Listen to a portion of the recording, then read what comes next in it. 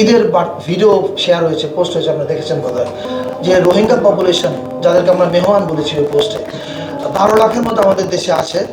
এবং আমরা যখন উৎসব করছি আমরা যেন তাদেরকে ভুলে না যাই। মানুষ নিজের দেশে ফিরে ঈদ করার অপেক্ষায় আছে।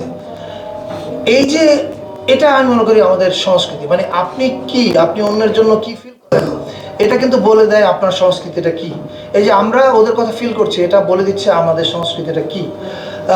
একই সঙ্গে আপনি প্যালেস্টাইনে যা হচ্ছে, এই মুহূর্তে দাঁড়িয়ে আমরা যদি নববর্ষে শুধুমাত্র আমাদের দেশের শুভকামনা করি, তাহলে এর চাইতে স্বার্থপর আর কিছু হতে পারে না।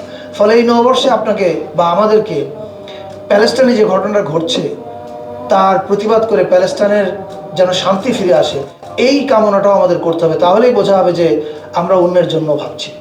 সো আই থিঙ্ক এটা একটা আমাদের সংস্কৃতিটা কি, এইটার এক ধরনের স্টেটমেন্টও বটে।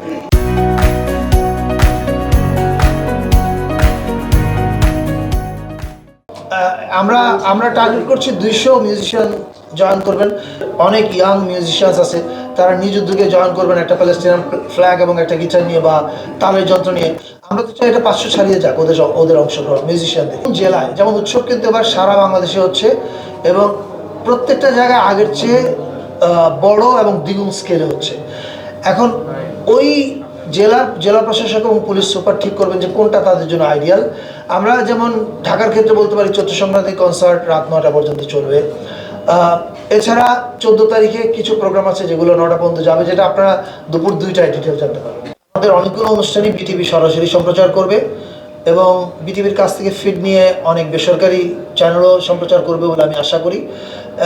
এবং আমরা এই বিষয়ে সকল টিভি চ্যানেলের সহযোগিতা চাই।